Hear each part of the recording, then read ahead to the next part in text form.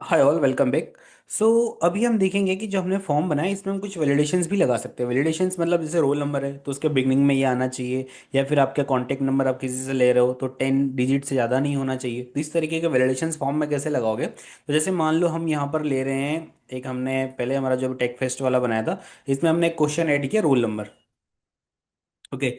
अब roll number जब आप ऐड कर रहे हो, ठीक है, अब रोल नंबर आप ऐड कर रहे हो तो यहाँ पर जो थ्री डॉट्स है यहाँ पे आप क्लिक करोगे तो यहाँ पे एक ऑप्शन आएगा response validation.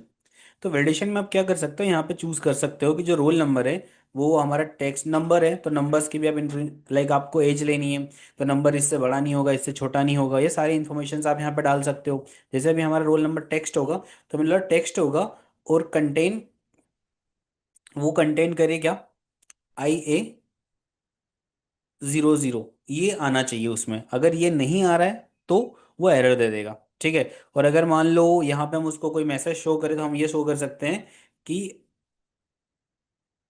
IA00 should include in roll number. अब मैंने क्या किया, ये कर दिया। ठीक है, अब जैसे हम इसका प्रीव्यू देखते हैं, प्रीव्यू में क्या होगा, जब हम इसको फिल करेंगे जैसे रोल नंबर है, अब मैंने कुछ और डाला 3 4 इस तरीके से। ठीक है।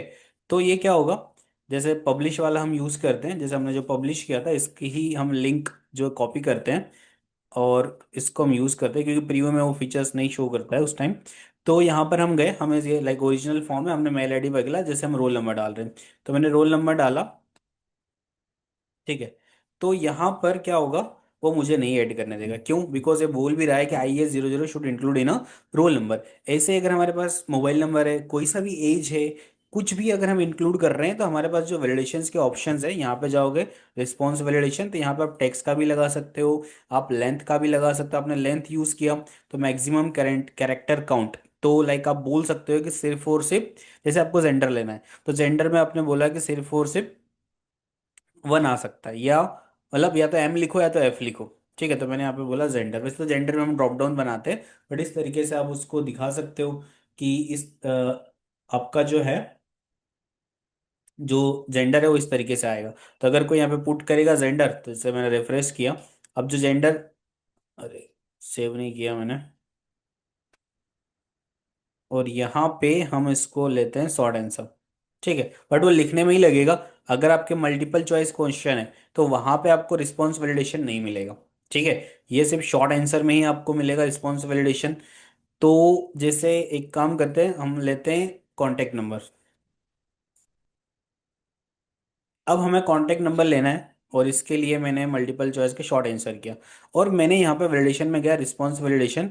अब यहाँ पे देखो नंबर्स में एक तरीका है, नंबर्स में ग्रेटर देन कैसे लगाओगे, बट नंबर्स में अगर आप बोल दोगे कि नंबर्स जो है 10 से बड़ा नहीं होना चाहिए, तो ये थोड़ा सा इशू है। इसका मतलब ये है कि वो आप 11 डाल सकते हो, 10 नहीं डाल सकते हो, तो ये वाला वैलिडेशन यहाँ पे आप यूज नहीं कर सकते।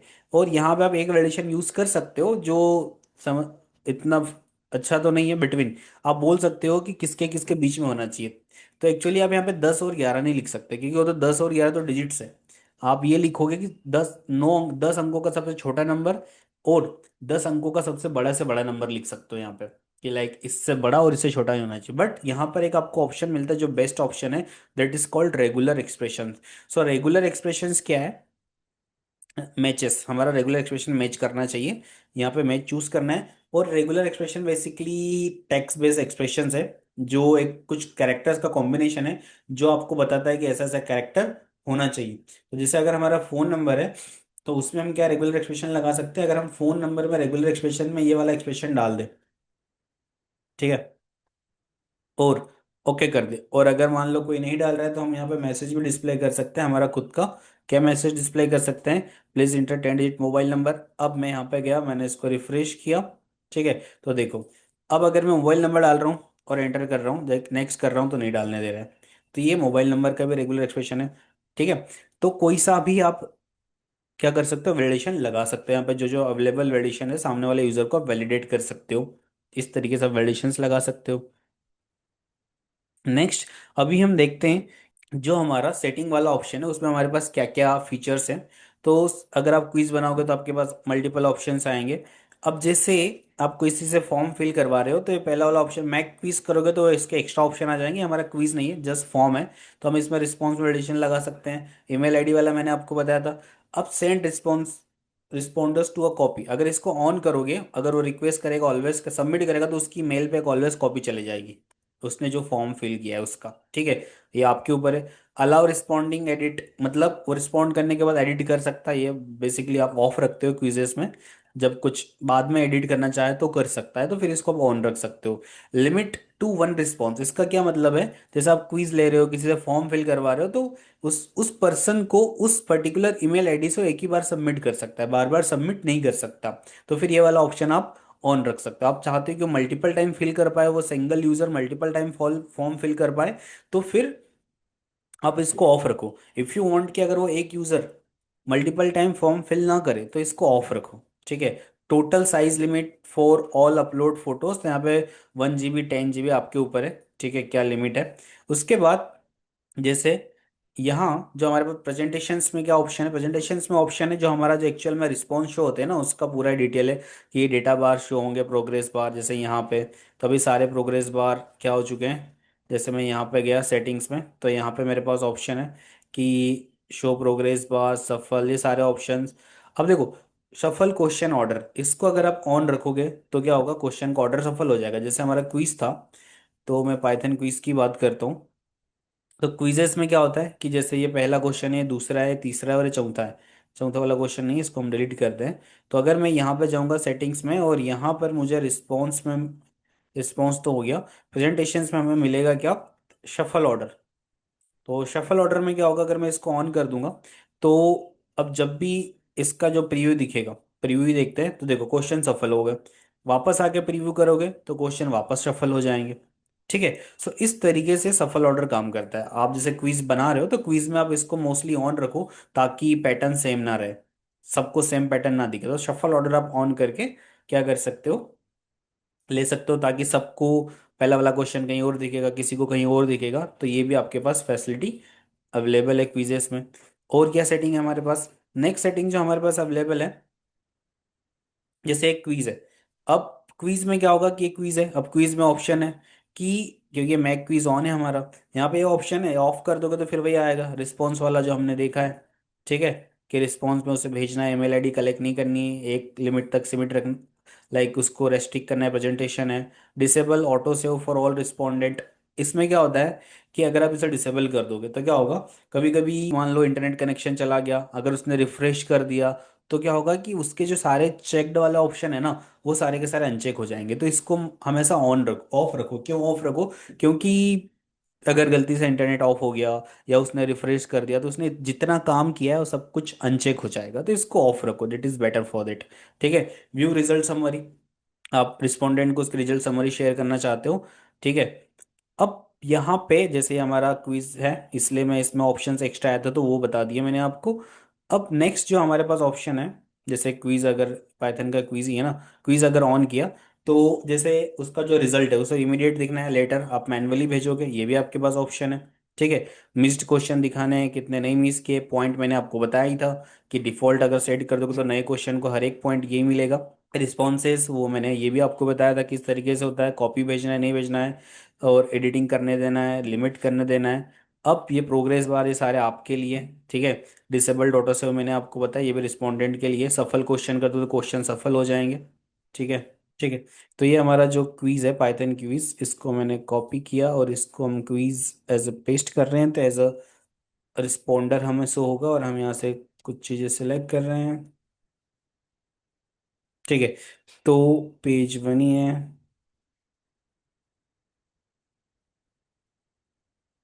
हमने कोई सी डेट सेलेक्ट कर ली यहाँ पे, कॉन्टैक्ट नंबर 1 2 3 4 5 6 7 8 9 8, ठीक है। और कुछ भी इंफॉर्मेशन प्रिंट नहीं करना है, सिलेक्ट, और हम यहाँ पे डेफ जो भी इंफॉर्मेशन है हमने कलेक्ट कर ली।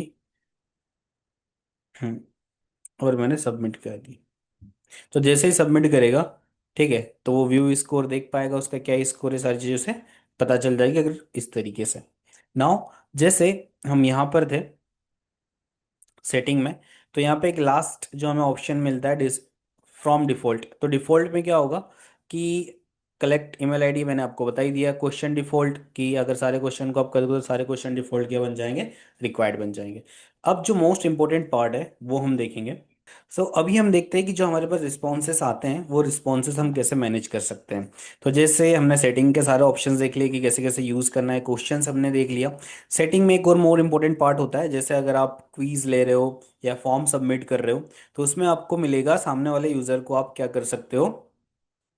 जैसे यहाँ पर हमारा ये वाला फॉर्म है टेक फेस्ट वाला, तो इसमें क्या है कि क्विज हमने नहीं बनाया है, तो यहाँ पर हमें एक ऑप्शन मिलेगा, वो ये मिलेगा प्रेजेंटेशन में, कंफर्मेशन मैसेज। जैसे अभी रिस्पॉन्स कंफर्म होता तो क्या था, your response has been submitted, तो हम उसको यहाँ पे लिख सकते हैं थैंक्स फॉर सबमिटिंग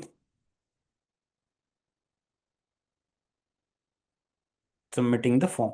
तो अभी होगा क्या, जब वो फॉर्म सबमिट करेगा तो उससे ये वाला मैसेज दिखेगा, तो हम खुद का भी मैसेज क्या करवा सकते हैं, सबमिट मैसेज डिस्प्ले करवा सकते हैं। वन मोर थिंग, जैसे अब क्या होगा कि जैसे ये सारे के सारे जो फॉर्म्स हैं, सेटिंग्स वाला ऑप्शन देख चुके हैं, क्वेश्चंस भी देख चुके हैं हम।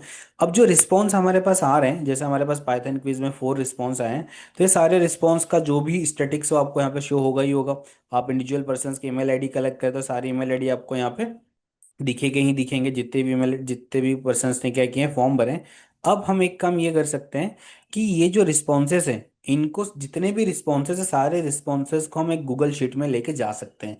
तो जैसे आप लिंक टू शीट करोगे तो क्या होगा, एक अब यहाँ पे दो ऑप्शन आते हैं, क्रिएट अ न्यू स्प्रेडशीट या सिलेक्ट एग्जिस्टिंग। तो अभी हम न्यू कर रहे हैं तो क्रिएट। तो क्या होगा, एक नई शीट क्रिएट होगी और इस शीट में जितने भी गूगल फॉर्म, जिन लोगों ने भी गूगल फॉर्म भरा है, उनका सारा का सारा रिस्पॉन्स आप यहाँ पे हमारे पास टाइम का ऑप्शन नहीं था बट टाइम ऑटोमेटिक आता है किस टाइम पे भरा है, और ये सारी इन्फॉर्मेशन जो जो रिक्वायर्ड है या रिक्वायर्ड नहीं, सारी इन्फॉर्मेशन आपको एज अ गूगल फाइल में, गूगल शीट में दिखेगी। अगर आप चाहो तो किसी के साथ ये शीट शेयर भी कर सकते हो, जो मैंने आपको गूगल शीट में बताया कि कैसे शेयर करना, ईमेल आईडी डालोगे शेयर हो जाएगा डेटा किसी के साथ। तो आप गूगल फॉर्म को गूगल शीट से लिंक कर सकते हो, सारी इन्फॉर्मेशन देख सकते हो वहाँ पे। ठीक है। आप अगर आपके पास पहले से एग्जिस्टिंग सीट है कि आपने, मैंने गूगल शीट बनाई न्यू, ठीक है, और यहाँ पर मैंने एक ब्लैंक स्प्रेडशीट बनाई और इसका नाम मैंने अभी दे दिया फॉर्म डेटा। ठीक है, यहाँ पे मेरी शीट है जिसका नाम है डेटा। अब मैं चाहता हूँ कि मेरे पास पहले से शीटें बनी बनाई, मैं उसमें कनेक्ट करना चाहता हूँ। तो मैं वापस पाइथन क्वीज पे गया और जितने भी मेरे पास रिस्पॉन्सेज हैं, जैसे आपके पास आएंगे बहुत सारे रिस्पॉन्सेज आएंगे, सारे रिस्पॉन्सेज आपको दिखेंगे, इनसाइट्स भी आपको पूरा का पूरा दिखेगा यहाँ पे। ठीक है, तो मैंने यहाँ पे बोला कि व्यू, अब यहाँ पे ऑप्शन है सिलेक्ट डेस्टिनेशन रिस्पॉन्सेज, डाउनलोड कर सकते हो आप इस फाइल को। ठीक है, सीएसवी फाइल डायरेक्ट, वैसे आप गूगल शीट से भी डाउनलोड कर सकते हो, यहाँ से भी डाउनलोड कर सकते हो सीएसवी फाइल में। तो मैं गया view in sheet, but view in sheet में क्या होगा कि जैसे आप व्यू करोगे तो पहले से हम इसको क्या कर चुके हैं, लिंक कर चुके हैं। ठीक है, तो उसके लिए हमें क्या करना पड़ेगा, gate email notification select destinations unlink. ठीक है, तो अभी हम इसको क्या कर रहे हैं, अनलिंक कर रहे हैं, बिकॉज हमने क्या किया, जो डेस्टिनेशन फाइल करी उसको हम वापस से लिंक करेंगे। ठीक है, तो स्प्रेडशीट अनलिंक हो गई, जो अभी हमने डायरेक्टली बनाई थी हम वापस से लिंक कर रहे हैं। तो हमारे पास क्या है, सिलेक्ट एन एग्जिस्टिंग सीट, और एग्जिस्टिंग सीट पर मैंने क्लिक किया और मैंने सेलेक्ट किया। अभी मुझसे पूछेगा कि कौन सी शीट, तो मैंने अभी एक शीट बनाई है फॉर्म डेटा, इस पे गया और मैंने इंसर्ट कर दिया। तो अभी जो डेटा है ये फॉर्म डेटा से क्या हो गया, लिंक हो गया। तो वहां पे एक नई शीट बनेगी, देखो डेटा वाली शीट तो वैसे की वैसी है, वहां पे एक नई शीट बनी और वहां पर डेटा क्या हो चुका है, लिंक हो चुका है। तो आप बनी बनाई शीट से भी डेटा को क्या, लाइक इस फॉर्म के डेटा को लिंक कर सकते हो, आप यहाँ से डाउनलोड कर सकते हो, सारे रिस्पॉन्सेज आप डिलीट भी कर सकते हो। ठीक है, प्रिंट भी कर सकते हो। तो इस तरीके से गूगल फॉर्म्स हमारे काम में आते हैं। इट्स वेरी वेरी यूजफुल कि अगर आपको क्विजेस बनाना है, किसी से इंफॉर्मेशन कलेक्ट करनी है।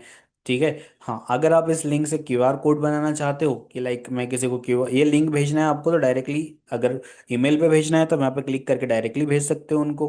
ठीक है, या फिर आप इस लिंक को कॉपी करके इसका क्यूआर कोड भी जनरेट कर सकते हो, QR code online QR code generator है। जैसे यहाँ पे लिखोगे लिंक टू क्यूआर कोड, और मल्टीपल वेबसाइट्स हैं। ठीक है, जैसे फ्री वाली वेबसाइट्स में इस पे गया, आप चैट जीपीटी की हेल्प से भी करवा सकते हो। मैंने यहाँ पे लिंक पुट करी, ओके, और इस लिंक का क्या जनरेट हो जाएगा, क्यूआर कोड। अब होगा क्या, अगर कोई पर्सन इसको क्या करेगा, इस क्यूआर कोड को स्कैन करेगा तो डायरेक्टली वो फॉर्म पे जाएगा। आप किसी को लिंक शेयर करोगे व्हाट्सअप पे तो उस लिंक से डायरेक्टली फॉर्म खुलेगा, वो सारी इन्फॉर्मेशंस डालेगा जो आपने रिक्वायर्ड कर रखी है, जो नहीं कर रखी है, और उसके बाद आपका डेटा, जो उस फॉर्म का डेटा है, वो आपके पास डायरेक्टली यहाँ पे आ जाएगा। आप अब ये फाइल कहाँ दिखेगी सारा डेटा, क्योंकि आपने लिंक कर दिया, आपको बार बार इस फॉर्म को खोलने की जरूरत नहीं है। अगर कल को कोई नया पर्सन भी उस फॉर्म में इंफॉर्मेशन डालता है, जैसे मान लो यही फॉर्म ले लेते हैं हम, मैंने इसको कॉपी किया, अब मान लो इसी पाइथन फाइल में मैं एक नई इन्फॉर्मेशन डाल रहा हूँ। ठीक है, मैंने फॉर्म फिल किया, इसी क्विज में मैंने ईमेल रिक्वायर्ड कर दिया मेरा खुद का ही, या डाल सकते हो, और मैंने कुछ भी इन्फॉर्मेशन यहाँ पे डाली, ये फॉर्म सही नहीं है। ठीक है, मैंने कुछ भी इन्फॉर्मेशन यहाँ पे डाली, और कॉन्टैक्ट नंबर भी मैंने डाल दिया 1 2 3 4 5 6 7 8 9 8, और यहाँ पर मैंने सिलेक्ट कर लिया डिफाइन, और देखो ये नया वाला अभी वाला, और मैंने सबमिट कर दिया। तो ये फॉर्म सबमिट हो गया, और देखो योर रिस्पॉन्स हैज बीन, अभी मैं हमने किसी और फॉर्म में ये मैसेज चेंज किया था, आप यहाँ पे भी कर सकते हो, व्यू स्कोर। ठीक है, जैसे ही आप यहाँ पे आओगे आपकी शीट में, जहाँ पे रिस्पोंडेंट है, फॉर्म डेटा, क्योंकि हमने अभी इससे लिंक किया हुआ है, तो यहाँ पे देखो जस्ट 16:59 अभी करंट टाइम है, और इस पे मैंने सारी एड्रेस, नहीं अभी का जो टाइम है 18:59 है, नीचे ऐड होता है, तो सारी इन्फॉर्मेशन देखो यहाँ पे आ गई। तो ऑटोमेटिकली इस शीट में जो भी इंफॉर्मेशन यूजर डालेगा वो ऑटोमेटिकली कलेक्ट हो जाएगी। So that is our Google forms. So thanks for watching. Please subscribe IOTA Academy for more content. Thank you.